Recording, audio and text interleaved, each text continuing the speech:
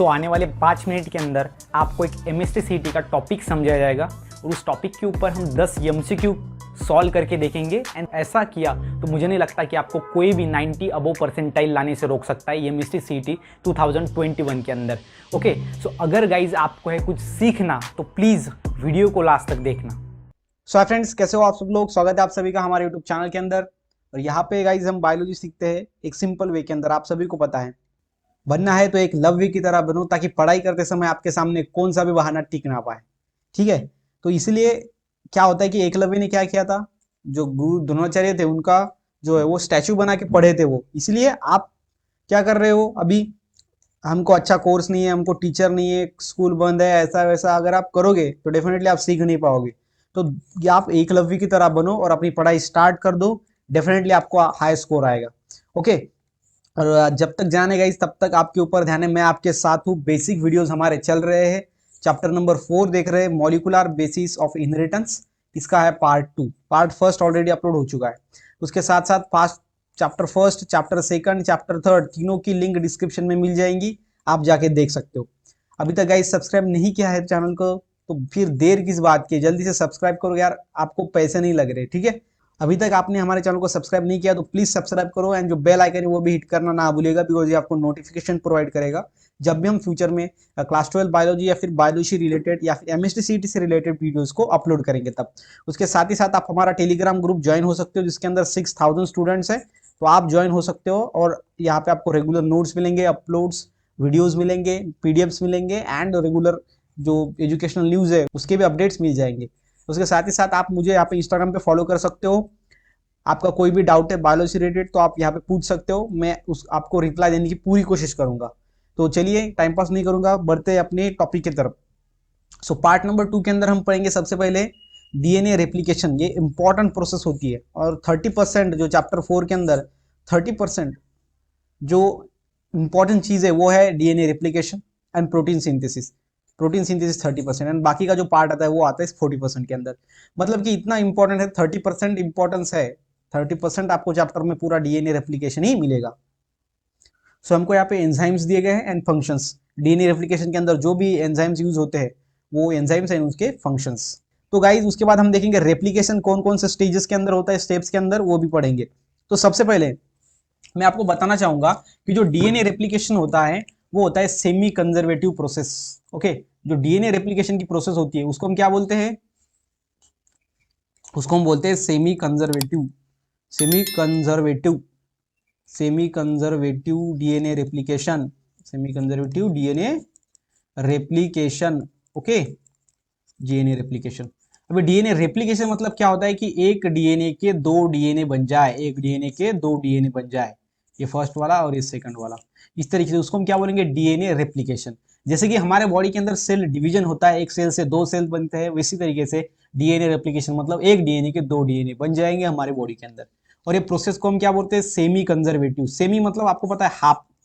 Okay, semi English आपको पता है मतलब हाफ इंग्लिश, जिसके अंदर mathematics and science subject English में होता है। उसी तरीके से सेमी एंड कंजर्वेटिव मतलब क्या, कि उसको क्या करना, कंजर्व करना, बचाना। और यहाँ पे क्या किया जाता है कि DNA का जो है, एक DNA से दो DNA बनते हैं, लेकिन जो पहला DNA होता है ये ऐसा DNA होता है। ओके, उसके बाद एक DNA के दो DNA बनेंगे, लेकिन इसमें क्या होगा कि पहले वाला आधा पार्ट होगा। ठीक है, देखो अब ये दो DNA बन गए, ऐसे इस तरीके से ये दो DNA बन गए, लेकिन इसके अंदर जो ये पहले ये पार्ट है, ये यहाँ से जो दो पार्ट थे ये वैसे की वैसे रहे। उसके बाद उसके ऊपर न्यूली ये ब्लू कलर के फॉर्म हो गए। मतलब कि इसके अंदर क्या हुआ, 50% जो पार्ट है वो कंजर्व हो गया, इसलिए इसको semi conservative replication of DNA कहता है। बिकॉज इसके अंदर क्या हुआ, पहले वाला जो पार्ट था, अभी देखो ये वाले दो दो स्टैंड थे, उसके अंदर का जो न्यू के अंदर है वो ही, अभी दो DNA मॉलिक्यूल बन गए, लेकिन इसके अंदर जो एक स्टैंड है वो ओल्ड वाला है, एक न्यू वाला है, एक ओल्ड वाला है, एक न्यू वाला है। मतलब कि इसके अंदर क्या क्या है, हाफ पार्ट हमने कंजर्व किया है, इसलिए हम इसको क्या बोलते हैं, सेमी कंजर्वेटिव रेप्लिकेशन DNA। ठीक है, रेप्लिकेशन ऑफ DNA अंडरस्टैंड हो गया अच्छी तरीके से। इसको हम बोलते हैं semi conservative replication of DNA। और ये बहुत ही ज्यादा इंपॉर्टेंट होता है प्रोसेस हमारे ह्यूमन बॉडी के अंदर एंड किसी भी ऑर्गेनिज्म के अंदर। ओके, बिकॉज DNA क्या करता है, कैरी करता है जेनेटिक इंफॉर्मेशन। देन यहाँ पे हमको एंजाइम्स बताए हैं कुछ, उसके बाद उसके फंक्शंस दिए गए। सबसे पहला हेलिकेस एंजाइम, जिसको हम रैप प्रोटीन भी बोलते हैं।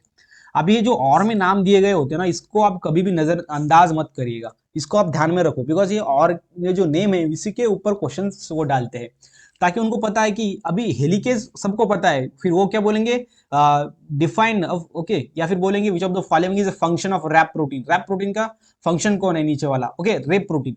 तो वो हेलिकेज डाल सकते थे लेकिन नहीं डाला, बिकॉज उनको कंफ्यूज करना था। आपको अच्छे से पूरा डिटेल पढ़ाई करना होगा, तभी आपको क्वेश्चन सॉल्व होंगे। इसलिए रेप प्रोटीन मतलब ही हेलिकेज एंजाइम होता है। ऐसे और में जो नेम्स होते हैं ना, इसको आप कभी भी नजरअंदाज मत करिएगा। उसके बाद इसके फंक्शन क्या है रेप प्रोटीन का या फिर हेलिकेज एंजाइम का, it's a DNA unwinding protein. Unwinding, winding मतलब क्या होता है पता है आपको, कॉइल होना, एंड अनवाइंडिंग मतलब क्या कि अनकॉइल्ड। जो कॉइल्ड होता है ऐसा ऐसा डीएनए, उसको अनकॉइल्ड करना, उसको हम क्या बोलते हैं, DNA unwinding protein in, okay. And involve in separation of two strand of DNA. ये जो दो स्टैंड है, ऐसे ऐसे जो दो स्टैंड होते हैं उसको क्या करता है, वो सेपरेट करता है। देन सेकंड कौन सा है हमारा, आरएनए प्राइमेज। आरएनए प्राइमेज ये क्या करता है, आरएनए प्राइमेज ये करता है control synthesis of RNA primer. RNA primer की जो सिंथेसिस है उसको ये कंट्रोल करता है। अब आरएनए प्राइमर क्या होता है वो आगे पढ़ेंगे, तभी आपको समझ में आएगा, ओके। देन होता है डीएनए पॉलीमरेज। डीएनए पॉलीमरेज क्या करता है, कैटेलाइज्ड डीएनए पॉलीमरेज, ये कैटेलाइज करता है। कैटेलाइज करना मतलब क्या कि स्पीड बढ़ाना रिएक्शन की। कौन से रिएक्शन की, पॉलीमराइजेशन। पॉलीमराइजेशन ये रिएक्शन की वो स्पीड बढ़ाता है। और ये कौन से डायरेक्शन में होती है, 5' to 3'। सो सर ये 5' to 3' क्या है, तो ये जो स्टैंड्स होते हैं उनकी पोलैरिटी होती है। अभी थोड़ा स्टैंड्स के बारे में मैं आपको बताऊंगा कि डीएनए के स्टैंड कैसे होते हैं, क्या होते हैं। अभी डीएनए को पता है आपको, दो स्टैंड्स होते हैं, एक होता है ऐसा स्टैंड और दूसरा होता है ऐसा स्टैंड। तो ये जो दो स्टैंड होता है, एक होता है ऊपर की तरफ जाने वाला और दूसरा जो होता है वो होता है नीचे की तरफ आने वाला। मतलब कि दो स्टैंड ऐसे पैरेलल तो है एक दूसरे को, लेकिन एक ऊपर की तरफ जा रहा है मतलब कि असेंडिंग स्टैंड, और दूसरा नीचे की तरफ आ रहा है मतलब डिसेंडिंग स्टैंड। और इसलिए इसको हम क्या बोलते हैं, two strand of DNA is anti parallel. Anti parallel, ये पैरेलल तो हो लेकिन कैसे, एंटी पैरेलल, बिकॉज ये अपोजिट डायरेक्शन के अंदर है पैरेलल, इसलिए हम क्या बोलते हैं इसको, एंटी पैरेलल। ठीक है, समझ में आएगा, दो स्टैंड ऑफ डीएनए कैसे होते हैं, एंटी पैरेलल होते हैं।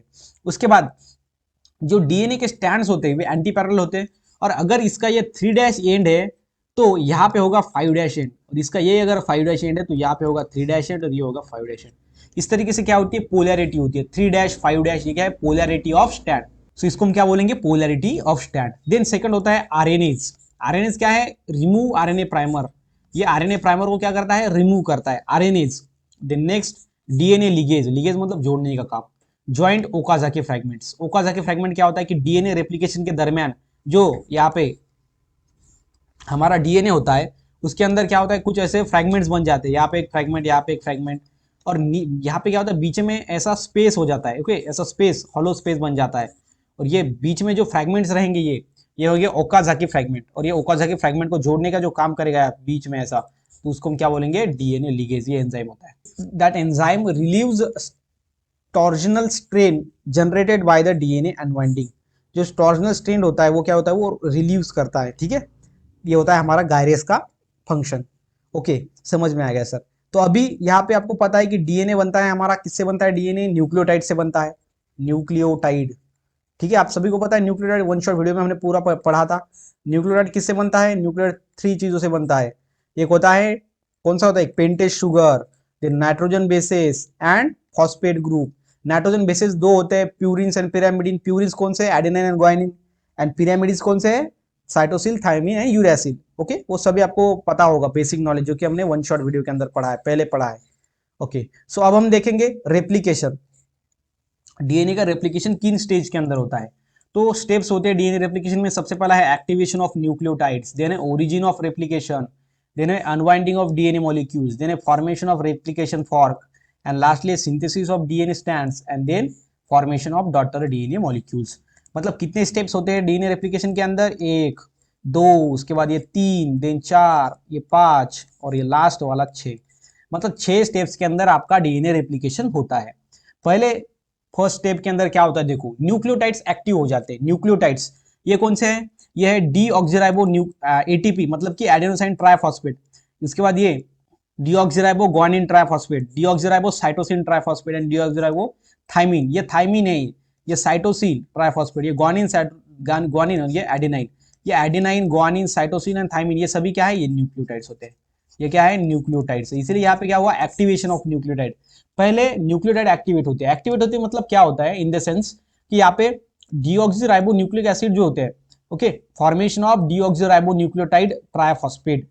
ये डीऑक्सीराइबो न्यूक्लियोटाइड ट्राइफॉस्फेट होता है ना, तो सबसे पहले ये मोनोफॉस्फेट होते हैं, मोनोफॉस्फेट के फॉर्म में होते हैं, लेकिन वो बाद में क्या होता है, डीऑक्सीराइबो एडेनाइन मोनोफॉस्फेट मतलब डीएएमपी ये फॉर्म में होते हैं वो। लेकिन इसके साथ जब एटीपी मॉलिक्यूल रिएक्ट होगा, 1 एटीपी मॉलिक्यूल, तो फिर बाद में बनेगा डीऑक्सीराइबो एडेनाइन जो था मोनोफॉस्फेट, वो डीऑक्सीराइबो एडेनाइन डाइफॉस्फेट बन जाएगा। ठीक है, डीऑक्सीराइबो एडेनाइन डाइफॉस्फेट जो मोनोफॉस्फेट था, बिकॉज यहाँ पे एटीपी का यहाँ पे फॉस्फेट लग जाएगा। ठीक है, तो इस तरीके से यहाँ पे सिंपल में सिर्फ आपको यही समझना है कि जो मोनोफॉस्फेट होते हैं, मतलब कि यहाँ पे जो डीऑक्सीराइबो एडेनाइन ट्राइफॉस्फेट बना है, ये मोनोफॉस्फेट से बना है, और मोनोफॉस्फेट से ट्राइफॉस्फेट तक जो इसका ट्रांसलेशन हुआ है, इसको हम बोलेंगे एक्टिवेशन ऑफ न्यूक्लियोटाइड। उस प्रोसेस के अंदर ये न्यूक्लियोटाइड क्या बन जाएंगे, एक्टिव हो जाएंगे। उसके बाद क्या होगा, ओरिजिन ऑफ रेप्लिकेशन। मतलब अगर हमारा ये डीएनए का स्टैंड है, समझो ये डीएनए का स्टैंड है, तो किस जगह से हमको रेप्लिकेशन स्टार्ट करना है, उसको हम क्या बोलेंगे, origin of replication. And replication begins at the specific point O, मतलब origin and termination point T. तो रेप्लिकेशन एक स्पेसिफिक साइड से वो बिलोंग मतलब स्टार्ट होता है। ओके, सो ये जो हमने ब्लू कलर में डाला है, ये क्या है, यह है हमारा ओरिजिन पॉइंट, जिसको हम ओ डिनोट करेंगे। एंड ये जो येलो कलर का है वो हमारा टर्मिनेशन पॉइंट, मतलब कि यहाँ पे जो प्रोसेस होती है हमारी वो स्टॉप हो जाएगी, ये हमारा टर्मिनेशन पॉइंट।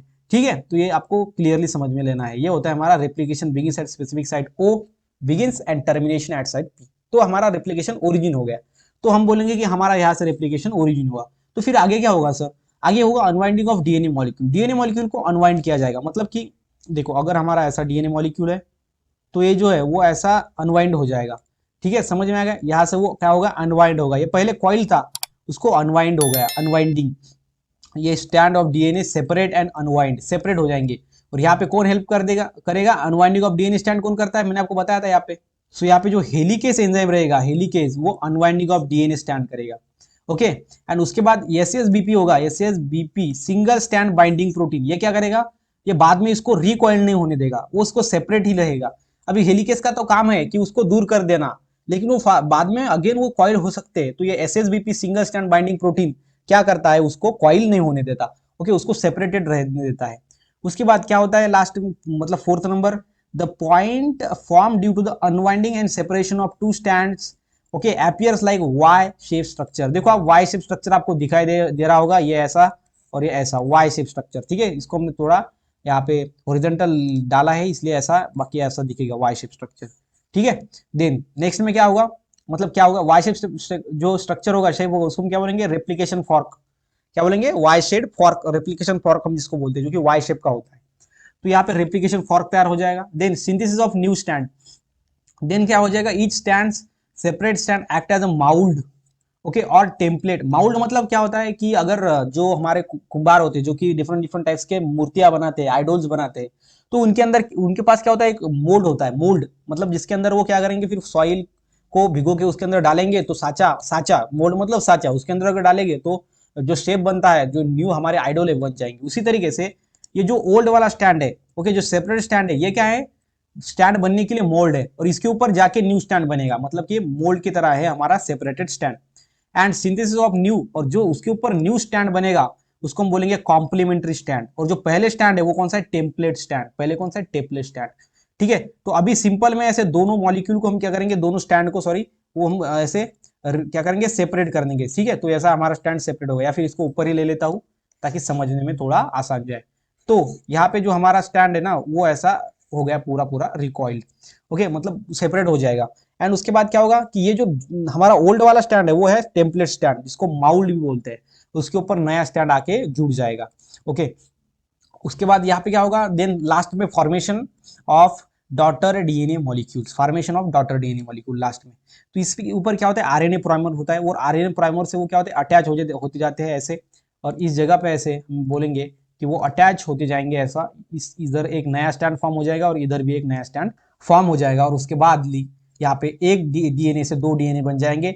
आधा आधा पार्ट इसका ओल्ड होगा, इसलिए हम इसको क्या बोलेंगे, semi conservative replication of DNA. Okay, इसके ऊपर कैसे ज्वाइन होते हैं, क्या होते हैं, वो हमने डिटेल में बोला है, वन शॉट वीडियो के अंदर बताया है। इसके अंदर क्या होता है, ये स्टैंड बनता है न्यूक्लियोटाइड से, और ये न्यूक्लियोटाइड्स के अंदर जो नाइट्रोजन बेसेस होते हैं वो एक दूसरे के साथ पेयर करते हैं, उसके अकॉर्डिंग यहाँ पे पेयरिंग होते हैं और 2 स्टैंड्स बनते हैं। ओके, तो ये आपको ध्यान में रखना है। वो वहाँ पे ओकाजाकी फ्रैगमेंट्स होते हैं, वो सभी बातें हमने डिटेल में पढ़ाई है। तो वन शॉट वीडियोस गाइस आप प्लीज एक बार देखना। एंड लास्ट में होगा formation at the end of replication, 2 DNA daughter molecule are form at the end, दोनों डीएनए के डॉटर मॉलिक्यूल फॉर्म हो जाएंगे। ठीक है, समझ में आ गया ये सभी प्रोसेस? ठीक है, समझ में आ गया। देन अभी इसके ऊपर हम क्वेश्चन सॉल्व करके देखते हैं, है कि नहीं। तो देखो सबसे पहला है question number first, when DNA direct the synthesis of chemical molecule other than itself, then such a function of DNA are called. जब डीएनए क्या करेगा, DNA direct synthesis of chemical molecule other than itself. So यहाँ पे क्या है, जब DNA क्या करेगा, डायरेक्ट मतलब स्टार्ट कर देगा synthesis of chemical molecule, chemical molecule की सिंथेसिस स्टार्ट कर देगा, लेकिन वो खुद नहीं करेगा, मतलब अदर देन इटसेल्फ। ओके, उसके खुद के जो वो मॉलिक्यूल की सिंथेसिस करता है केमिकल, उसके छोड़ के अदर मॉलिक्यूल के केमिकल मॉलिक्यूल की सिंथेसिस को डायरेक्ट करना, मतलब कि शुरुआत करना, उस फंक्शन को डीएनए के हम क्या बोलेंगे? इसका आंसर क्या है बताओ? Homo catalytic function, hetero catalytic function, heterocyclic function, या फिर हेट्रोजीनस फंक्शन? तो इसका आंसर है B, hetero catalytic function. Because क्या है, वो दूसरे के हेट्रो मतलब कि क्या, उसके खुद का काम नहीं है वो, लेकिन दूसरे के काम में वो क्या करेगा, डायरेक्ट करेगा। डायरेक्ट मतलब क्या कि शुरुआत करके देगा, इसलिए हम क्या बोलेंगे इसको, hetero catalytic function. Then question number 2, auto catalytic function of DNA refers to. Auto catalytic function मतलब क्या, डीएनए का। ओके, रेफर्स टू बताओ, transcription of DNA, translation of mRNA, formation of DNA and replication of DNA. तो इसका answer है replication of DNA. Auto catalytic मतलब क्या कि वो खुद के खुद करता है। रेप्लिकेशन जो डीएनए होता है, रेप्लिकेशन ऑफ डीएनए, इस प्रोसेस के अंदर डीएनए खुद के खुद रेप्लिकेशन करता है। ट्रांसक्रिप्शन के अंदर एमआरएनए होता है, राइबोसोम होते हैं, वो हेल्प करते हैं। ट्रांसलेशन के अंदर भी आरएनए, डिफरेंट डिफरेंट राइबोसोम्स होते हैं, वो हेल्प करते हैं, टीआरएनए होते हैं। लेकिन जो डीएनए होता है वो है ऑटो कैटेलिटिक, मतलब वो खुद के खुद वो प्रोसेस को स्टार्ट करता है, उस खुद को खुद वो रिप्लिकेशन होता है। ठीक है, इसलिए हम उसको क्या बोलेंगे, replication of DNA is auto catalytic function. Then next third, the process by which DNA duplicate itself, it's called. ये प्रोसेस के अंदर जो डीएनए हो इटसेल्फ डुप्लीकेट हो जाएगा, मतलब 1 के 2 हो जाएंगे, उसको हम क्या बोलेंगे, सीधा सीधा है C, replication. Then question number 4, in eukaryotic organism replication of DNA takes place. Okay, eukaryotic organism जाएगा, मतलब ऐसे ऑर्गेनिज्म जिसके अंदर सेल डेवलप है, सेल का न्यूक्लियस पूरा डेवलप है, उसको हम बोलेंगे यूकैरियोटिक सेल। और जो सेल, ऐसे सेल जो ऑर्गेनिज्म के अंदर है, उसको हम यूकैरियोटिक ऑर्गेनिज्म बोलते हैं। And in the of interface in the cell cycle. So कौन से इंटरफेस में अंदर होंगे? सबसे पहला, DNA molecule takes place only twice, या फिर only twice G1 phase, only once G2 phase, only twice S phase, only 1 S phase. तो इसका आंसर क्या रहेगा? इसका आंसर रहेगा D, only 1 S phase. Okay, मतलब कि यहां पे होगा the replication of DNA takes place only in, only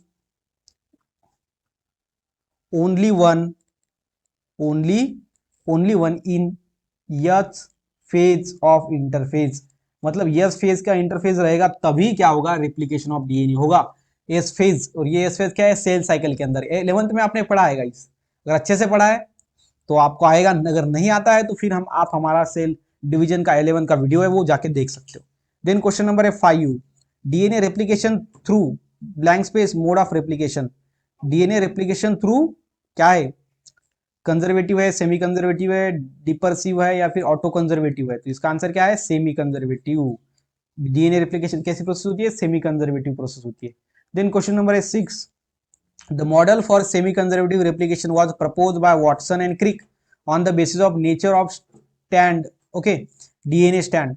तो इन्होंने क्या किया था, वाटसन एंड क्रिक ने मॉडल दिया था सेमी कंजर्वेटिव का, और वाटसन एंड क्रिक ये दो साइंटिस्ट थे जिन्होंने स्ट्रक्चर ऑफ डीएनए बताया। क्या बताया, स्ट्रक्चर ऑफ डीएनए। इसको नोट डाउन कर लो, स्ट्रक्चर ऑफ डीएनए बताया। ठीक है, वाटसन एंड क्रिक ने, वो मॉडल को हम फॉलो करते हैं।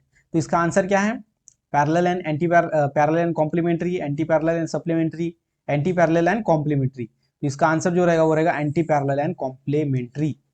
The model for semi-conservative replication was proposed by Watson and Crick on the basis of anti-parallel and complementary nature of the DNA. Anti-parallel थे and complementary थे, इसलिए क्या हुआ, एंटी पैरेलल मतलब आपको पता है कि ऐसे एक ऊपर के डायरेक्शन में एक नीचे के डायरेक्शन में, पैरेलल है लेकिन अपोजिट डायरेक्शन, इसलिए इसको एंटी पैरेलल बोलते हैं। और उसके बाद एक कॉम्प्लीमेंट्री है। कॉम्प्लीमेंट्री मतलब क्या कि एक स्टैंड के ऊपर दूसरा स्टैंड फॉर्म हो सकता है, और उसको हम क्या बोलेंगे, कॉम्प्लीमेंट्री स्टैंड। ओके, ध्यान में रखना। देन क्वेश्चन नंबर है 7, nucleotides are present in the nucleoplasm in the form of. Nucleotides कहाँ पे होते हैं, न्यूक्लियोप्लाज्म। न्यूक्लियोप्लाज्म कहाँ पे होता है, अभी देखो ये सेल होती है, सेल का न्यूक्लियस होता है, ये क्या है, न्यूक्लियस। और न्यूक्लियस के अंदर का जो फ्लूइड होता है उसको हम क्या बोलते हैं, न्यूक्लियोप्लाज्म। तो न्यूक्लियोटाइड न्यूक्लियोप्लाज्म में होते हैं, लेकिन वो कौन से फॉर्म में होते हैं, तो वो होते हैं मोनोफॉस्फेट के फॉर्म में। और जो मोनोफॉस्फेट फॉर्म होता है वो हमारा रेप्लिकेशन का फर्स्ट प्रोसेस, जिसके अंदर वो डाइफॉस्फेट, डाई नहीं ट्राइफॉस्फेट के अंदर कन्वर्ट हो जाते हैं। सो यहाँ पे आपने देखा था तभी क्या हुआ था, डीऑक्सीराइबो आर्डिनाइन मोनोफॉस्फेट था, मोनोफॉस्फेट तो DAMP, तो फिर बाद में कन्वर्ट हो गया डीऑक्सीराइबो आर्डिनाइन ट्राइफॉस्फेट। ठीक है, तो वो क्या होता है, कन्वर्ट ट्राइफॉस्फेट के अंदर कन्वर्ट होता है। पहले वो मोनोफॉस्फेट के फॉर्म में था, फिर बाद में ट्राइफॉस्फेट के फॉर्म में कन्वर्ट होता है, और उसी प्रोसेस को हम क्या बोलते हैं, पहली वाली एक्टिवेशन ऑफ न्यूक्लियोटाइड। ठीक है, और यहाँ पे ये ध्यान में रखना है कि जो यहाँ पे मोनोफॉस्फेट के फॉर्म में होते हैं न्यूक्लियोटाइड्स, वो न्यूक्लियोप्लाज्म में होते हैं, न्यूक्लियोप्लाज्म न्यूक्लियस के अंदर का फ्लूइड। ठीक है, उसके बाद सेकंड में क्वेश्चन नंबर है 8, which enzyme is required for the following processes, DAMP2 plus ATP is equal to DATP and AMP। तो ये प्रोसेस के अंदर कौन सा एंजाइम जो है वो क्या होता है, हेल्प करता है। रिक्वायर्ड मतलब चाहिए होता है, तो ये पहली प्रोसेस है एक्टिवेशन ऑफ न्यूक्लियोटाइड, तो वहां पे कौन हेल्प करता है, बताओ इसका आंसर। तो इसका आंसर है फॉस्फोरिलेज। कौन सा एंजाइम हेल्प करता है, फॉस्फोरिलेज हेल्प करता है। ओके, सो यहाँ पे फर्स्ट वाली एक्टिवेशन ऑफ न्यूक्लियोटाइड के अंदर फॉस्फोरिलेज हेल्प करता है। ओके, उसके बाद ओरिजिन ऑफ रेप्लिकेशन के अंदर एंडोन्यूक्लियस हेल्प करता है। अभी मैं आपको बता देता हूँ पूरा। ओके, पहले इसको थोड़ा इरेज कर देता हूँ ताकि आपको समझा सकूं। सो पहले प्रोसेस के अंदर कौन हेल्प करता है, पहले प्रोसेस के अंदर हेल्प करता है फॉस्फोरिलेज। उसके बाद जो सेकंड प्रोसेस होती है यहाँ पे एंडोन्यूक्लियस एंजाइम हेल्प करता है, एंडोन्यूक्लियस। एंडोन्यूक्लियस का क्या काम होता है, कट करने का, वो डीएनए को एक स्पेसिफिक साइड कट करता है, वो होता है एंडोन्यूक्लियस। पहले फॉस्फोरिलेज, उसके बाद एंडोन्यूक्लियस। यहाँ पे होता है हेलिकेस एंजाइम, हेलिकेस एंजाइम जिसको ही हम रेप प्रोटीन बोलते हैं, रेप प्रोटीन, जो कि मैंने आपको बताया पहले ही। सो यहाँ पे कौन सा है वो, SSBP, single stand binding protein. ठीक है, SSBP। सो ये ध्यान में रखना है आपको। एंड देन उसके बाद जो है, सो यहाँ पे जो एंजाइम था वो कौन सा था, super helix relaxing. Okay, super helix relaxing ये एंजाइम। उसके बाद सिंथेसिस ऑफ न्यू स्टैंड, इसके अंदर था आरएनए प्राइमर, आरएनए प्राइमर। ठीक है, ये आपको ध्यान में रखने हैं। ये जो है वो एंजाइम्स होते हैं, ये स्टेप्स के अंदर कौन कौन से एंजाइम्स होते हैं वो आपको यहाँ पे ऐसे सिंपल में आपको लिख के लेना है। ठीक है, इसी के ऊपर आपको क्वेश्चन पूछे जाते हैं। देन हमारा 8 नंबर का हो गया। देन 9 नंबर का, the process by which deoxyribonucleoside triphosphate is formed by the deoxyribonucleoside monophosphate is known as, उसको हम क्या बोलेंगे, फॉस्फोरिलेज एंजाइम हेल्प करता है, तो इस प्रोसेस को हम क्या बोलेंगे, फॉस्फोरिलेशन। क्या बोलेंगे, फॉस्फोरिलेशन। जिस प्रोसेस के अंदर क्या होता है हमारा, डीऑक्सीराइबो एडेनाइन मोनोफॉस्फेट कन्वर्ट हो जाता है डीऑक्सीराइबो एडेनाइन ट्राइफॉस्फेट के अंदर। यहाँ पे कौन सा एंजाइम हेल्प करता है, फॉस्फोरिलेज, फॉस्फोरिलेज। और ये फॉस्फोरिलेज एंजाइम हेल्प करता है बिकॉज वहां पे कौन सी प्रोसेस होती है, फॉस्फोरिलेशन। देन नेक्स्ट में क्वेश्चन नंबर 10 देखते हैं क्या कहता है। DNA replication begins at a specific site situated on a molecule and such sites are called. So जहां पे जो प्रोसेस स्टार्ट होता है, वो स्टार्ट होना मतलब ओरिजिन, और ऐसी साइट जहां पे प्रोसेस ओरिजिन हो रही है उसको क्या बोलेंगे, ओरिजिन साइट। ओके, यहाँ पे अनवीजिंग साइड है, अनजिपिंग साइड है, बाइंडिंग साइड है, लेकिन इसका आंसर क्या होगा, origin site. Then question number है 11, at the point of origin enzyme endonuclease nick one the strand of DNA by breaking the, वो उसको तोड़ता है। एंडोन्यूक्लियस हमको पता है, जो एंडोन्यूक्लियस मतलब कि जो सेकंड प्रोसेस के अंदर हेल्प करता है। Okay, origin and initiation of point, वहां पे क्या करना पड़ता है, उसको डीएनए को एक स्पेसिफिक साइड पे कट करना पड़ता है। तो वो कट करता है, लेकिन वो क्या तोड़ता है जब वो कट हो जाएगा। अब सिंपल है, एक आधी कोई चेन है, ठीक है ऐसी, तो यहाँ पे मैं आपको चेन निकाल के देता हूँ, ऐसी चेन है, तो इसको अगर हमको तोड़ना होगा तो यहाँ पे हम क्या करेंगे, उसकी चेन तोड़ेंगे। ओके, तो इसी तरीके से ये डीएनए को अगर वो ब्रेक करेगा तो वो क्या तोड़ेगा, हाइड्रोजन बॉन्ड तोड़ेगा, फॉस्फोडाइस्टर बॉन्ड तोड़ेगा, CC bond, carbon carbon bond तोड़ेगा, या फिर फॉस्फेट बॉन्ड तोड़ेगा। तो उसका आंसर क्या है, फॉस्फोडाइस्टर बॉन्ड। कौन सा है, phosphodiester bond. Because phosphodiester bond क्यों, बिकॉज जो ये डीएनए के स्टैंड होते हैं, वो डीएनए के स्टैंड किससे बनते हैं, न्यूक्लियोटाइड से। न्यूक्लियोटाइड्स, और न्यूक्लियोटाइड्स 3 चीजों से बनता है, pentose sugar, nitrogen bases and phosphate group. और न्यूक्लियोटाइड्स जब दूसरे न्यूक्लियोटाइड से ज्वाइंट होता है तो वो ज्वाइंट होता है बाय फॉस्फोडाइस्टर बॉन्ड, और इसलिए अगर इसको तोड़ना होगा तो फॉस्फोडाइस्टर बॉन्ड को तोड़ना होगा, बिकॉज जो न्यूक्लियोटाइड होते हैं वो एक दूसरे को ज्वाइंट होते हैं by phosphodiester bond. Then question number 12, which of the following enzyme brings about the DNA unwinding by breaking weak hydrogen bond in the vicinity of origin। so जहां से ओरिजिन हुआ है उसके बाद वो क्या करेगा, वहां से हाइड्रोजन बॉन्ड तोड़ेगा और वहां बाद में जो डीएनए है उसको अनवाइंड करेगा, खुला कर देगा पूरा। तो वो कौन सा एंजाइम होगा, डीएनए कौन सा होगा, डीएनए बोलो, वो होगा हेलिकेज एंजाइम। कौन सा होगा, हेलिकेज एंजाइम होगा। ओके, देन नेक्स्ट में क्वेश्चन नंबर है 30, during DNA replication the two separate strand are prevented from coiling by. तो कौन कॉइलिंग से प्रिवेंट करता है, मैंने आपको बताया था, कौन है, SSBP, single stand binding protein, single stand binding protein. Then last में जो दो क्वेश्चन है हमारे, question number 14 and question number 15। Question number 14 क्या कहता है, देखो, after the action of helicase and SSBP protein on DNA each separated DNA stand act as. जब एसएसबीपी की मतलब सिंगल स्टैंड बाइंडिंग प्रोटीन की, हेलिकेज प्रोटीन की, मतलब क्या कि ऐसा हमारा पहले स्टैंड था, ठीक है, ऐसा स्टैंड था, कैसा स्टैंड था हमारा पहले, ऐसा कॉइल था, ऐसा कॉइल था। उसके बाद इसके ऊपर एक्शन हुआ हेलिकेज का, हेलिकेज ने क्या किया, उसको सेपरेट कर दिया, मतलब उसको ऐसा बना दिया, सेपरेट बना दिया। उसके बाद एसएसबीपी ने उसको बाद में कॉइल नहीं होने दिया। उसके बाद ये जो स्टैंड दिखता है हमको, इसको हम क्या बोलते हैं, okay, the separate strand of DNA act as, उसको हम क्या बोलेंगे, supplementary strand, complementary strand, template strand and parallel strand. तो आंसर क्या है इसका, टेम्पलेट स्टैंड है, बिकॉज ये क्या है, ये टेम्पलेट स्टैंड बन जाएंगे और इसके ऊपर फिर बाद में ऐसा न्यूली स्टैंड कंस्ट्रक्ट हो जाएगा दोनों के ऊपर। ओके, इसलिए इसको हम टेम्पलेट स्टैंड बोलते हैं, ये ध्यान में रखना आप, या फिर इसको हम क्या बोलते हैं, माउल्ड बोलते हैं, माउल्ड स्टैंड, ठीक है, ध्यान में रखना। और ये टेम्पलेट स्टैंड के ऊपर जो न्यू फॉर्म होता है वो कौन सा होता है, कॉम्प्लीमेंट्री स्टैंड, उसको हम कॉम्प्लीमेंट्री बेस पेयरिंग भी बोलते हैं। ये न्यू फॉर्म हुआ वो कॉम्प्लीमेंट्री स्टैंड, पहले जो था वो टेम्पलेट स्टैंड या फिर माउल्ड स्टैंड, ध्यान में रखना। Then question number 15, the point form due to the unwinding and separation of two stand appears like Y fork called as. जो Y fork, Y shape structure form होता है उसको हम क्या बोलेंगे, रेप्लिकेशन फॉर्क। क्या बोलेंगे, रेप्लिकेशन फॉर्क। ये देखो, रेप्लिकेशन फॉर्क या फिर रेप्लिकेटिंग फॉर्क, फॉर्क, ये दोनों चीजें एक ही है नाम, तो ये ध्यान में रखना। सो यहाँ पे गाइज हमारा जो पार्ट 2 है वो खत्म होता है चैप्टर नंबर 4 का। चैप्टर नंबर 4 का पार्ट फर्स्ट हुआ है, अब ये पार्ट 2 भी हमने सेकंड जो पार्ट है वो खत्म कर दिया है। वीडियो अगर आपको अच्छा लगा हो तो वीडियो को लाइक करना ना भूलिएगा, उसके साथ ही वीडियो को अपने जो फ्रेंड है उनके साथ शेयर करना, ताकि उनको भी अच्छी तरीके से बायोलॉजी का प्रिपरेशन करने के लिए हेल्प हो और उनको 90% मिले एमएसटीसीटी के अंदर, वो चाहे फिर 2021 हो या फिर उसके आगे के साल हो, ठीक है, बिकॉज ये कंटेंट ही ऐसा है कि हर साल के बच्चों को ये हेल्पफुल होगा। तो गाइज मिलते हैं नेक्स्ट वीडियो में नेक्स्ट टॉपिक के साथ। ऐसे ही इंटरेस्टिंग वीडियोस देखने के लिए सब्सक्राइब बटन के बाजू में ज्वाइन टर्म पे क्लिक करें। पेमेंट हो जाने के बाद आप बन जाएंगे चैनल के स्पेशल मेंबर और आपको मिलेंगे एमएसटी से related tricks, tips and strategies videos. Video को लास्ट तक देखने के लिए आपका दिल से धन्यवाद।